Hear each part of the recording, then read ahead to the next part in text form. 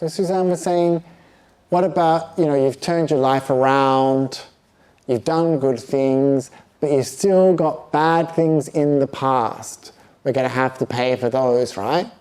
So this is what karma is, right? That you reap the results of your actions.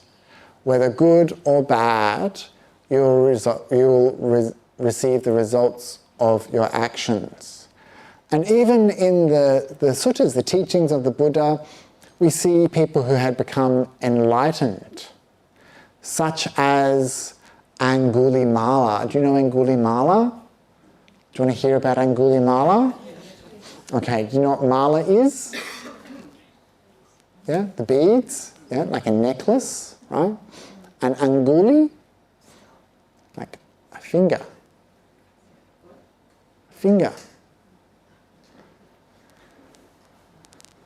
So Angulimala was a psychopathic homicidal maniac, a serial killer, and a collector of fingers from his victims. Wasn't he misled by a rogue teacher? Well, he was misled quite a few times because he ended up killing 999 people, and the 1,000th person was going to be the Buddha. But yes, thank you, John, he was corrupted by a teacher who kind of said, this is what you have to do to attain some sort of state of enlightenment or something.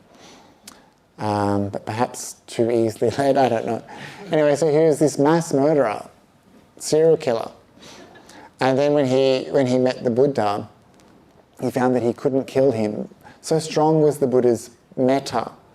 And Angulimala was chasing after him, and the Buddha used his psychic powers to move ahead of him. And Angulimala was chasing after him, saying, stop, stop. And the Buddha's like, well, I have stopped. Why don't you stop? And of course, this is a metaphor for stopping the cycle of birth and death, escaping from samsara, as the Buddha had.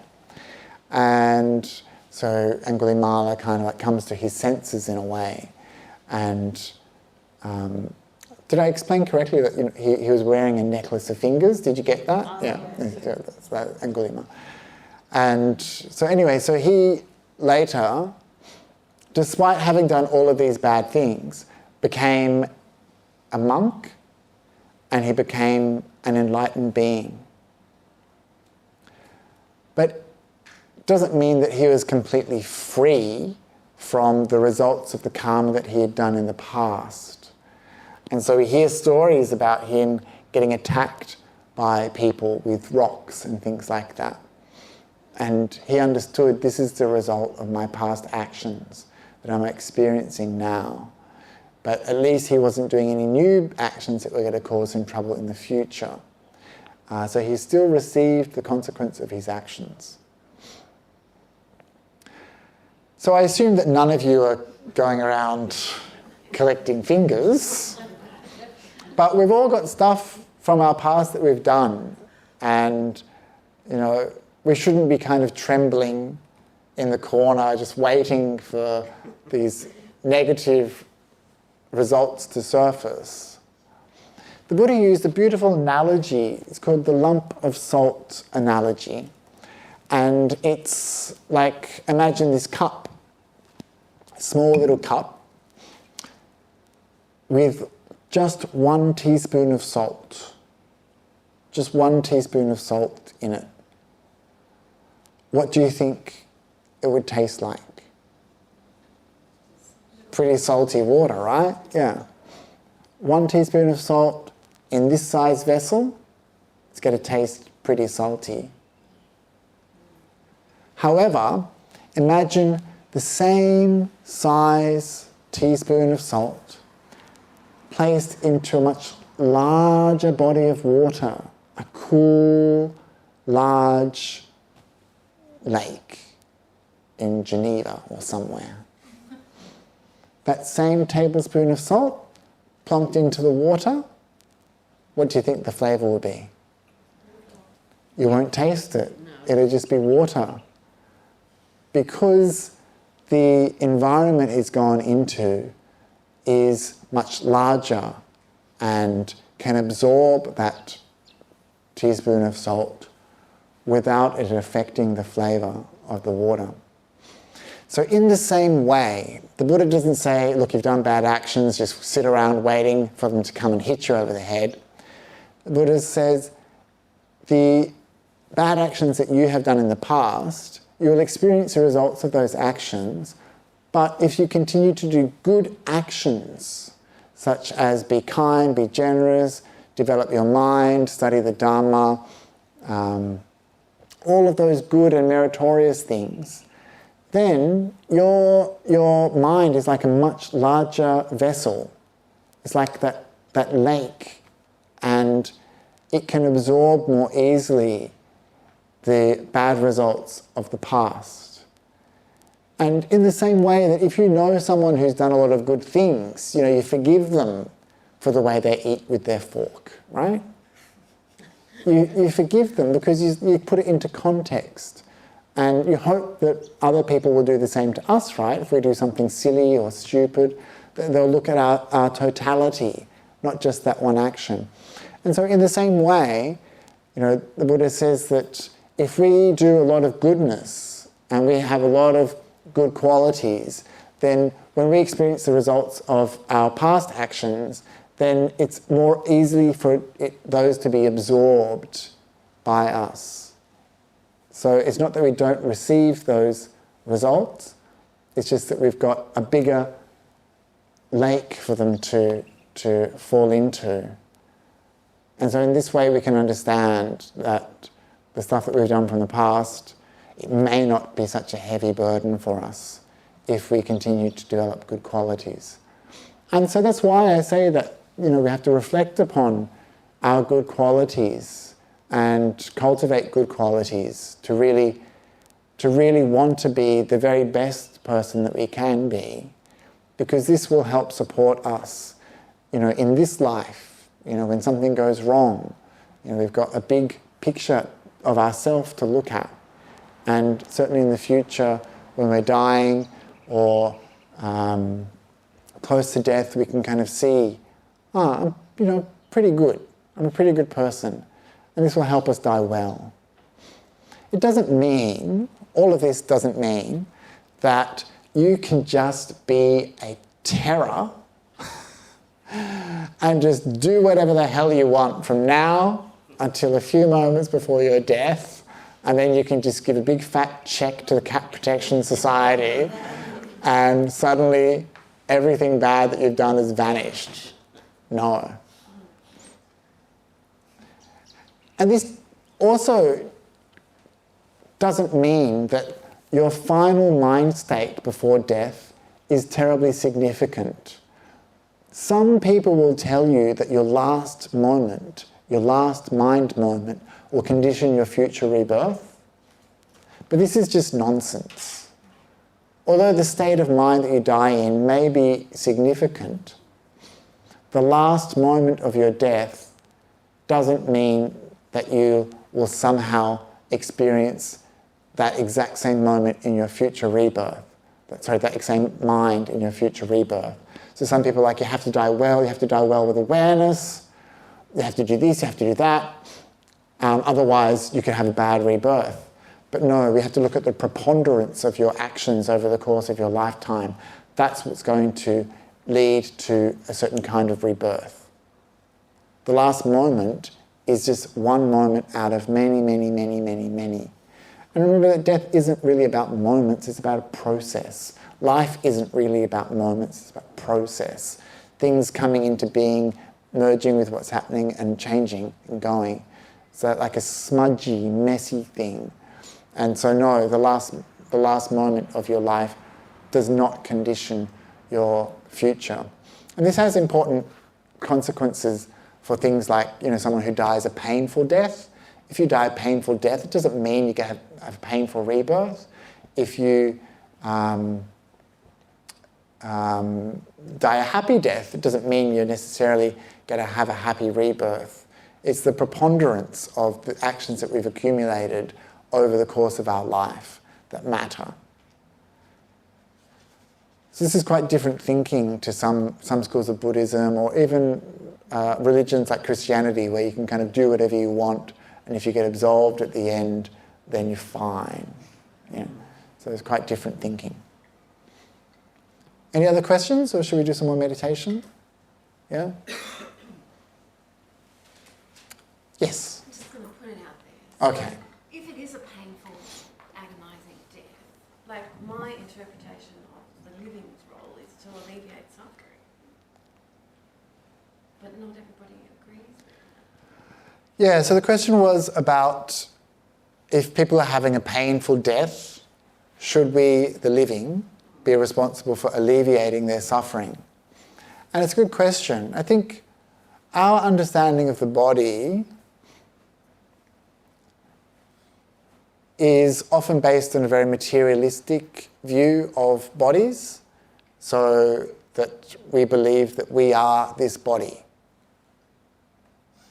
And when people are dying, what is happening according to Buddhist theory is that the mind and the body, which have coexisted together for so long, are going through these changes, and the mind starts to separate from the body. So the body isn't us alone. We're more than just the body. And so at the end of death, at the end when death comes, if people are on drugs, pain relief drugs like opium or whatever they use, morphine, I think probably they don't use opium, right? Morphine. And things like that. People are concerned, like Buddhists get concerned, but then they'll die confused. But what's happening is there's a separation, a process of separation from this body. And so some of the teachers that I've heard talk say that it doesn't matter terribly if the people are on medication at the end, because, as I just pointed out before, you are more than the final moments of your life. And also, if there's this separation of the mind from the body, then that mind is not necessarily experiencing the effects of the medication. Does that make sense? Yeah. Because you've started this separation. And so it's a bit tricky to think about, but you might understand it from accounts of things like near-death experiences, where people are suddenly above their body, watching their body being worked on. They can hear the surgeons, they can hear the staff, but they're not experiencing any of the bodily pain. So they're there, they're kind of attached somehow to this body, but they're not in the body. So this is maybe one way that we can understand it, which is why those accounts of near-death experiences are they're so fascinating, right? It's like, what is going on there, you know? And yes, John. There were also accounts of people who have dementia. Yes. Being quite lucid. Right. In the very short moments before death finally happens. Yeah. Again, there's that thing about, they're more than their decaying body, So I don't have the answers to all of these questions, of course. And I find it really interesting to listen to people who are in the field of death. And so Venerable Rinchen, probably a wonderful support for this community because of her deeper and more experienced knowledge of what goes on with death. I know that when we read things like the Tibetan Book of the Dead and these sorts of accounts, they can be written really, really clearly, and it can be very convincing. This is just what happens. This happens, and this happens, and this happens, and I want to be able to trust these sorts of things, but there's a part of me too that's like, well, what if that's not the case, or what if it's slightly different to this? And so we should kind of keep an open mind, is what I would suggest. And we may not have the full facts again in this life until we go through it ourselves. And as a teacher said, it doesn't matter how well we prepare for death. Death will come, and the manner that death comes our preparations may not be of any use. But rather than prepare for death, I suppose, we should really put most of our working impetus into our life, making sure that we're living well. That's where it really matters. Don't worry so much about death. You could plan this wonderful Tibetan book of the dying, you could do the whole thing, you could get everything ready, you could read the thing back to front, get ready for it, and then hit by a truck. All that learning wasted, And so that's kind of where I prefer to put my work. One last question, then we'll do some meditation. What about the bardo? Yeah, I don't know much about the bardo because I come from a Theravada tradition, and we don't really have this concept of the bardo. And there are a few different accounts in the early Buddhist texts about what exactly happens after your death. In the Tibetan schools, there's a lot of texts about what happens when you die. In the Theravada, the early Buddhist texts, there isn't so much of a focus on that. There are some questions about the nature of rebirth, whether it's spontaneous or a process, and if there is a state in between. And it's not made clear. One of the states that exist, according to the early Buddhist texts, is the state of the departed ones, the Petas. And later on this became the hungry ghosts. Do you know the hungry ghosts? And so these are beings who kind of maybe haven't quite moved on and are confused and lost, and they need some help to kind of move to a better place. And some of the chanting that we do regularly is directed at these beings.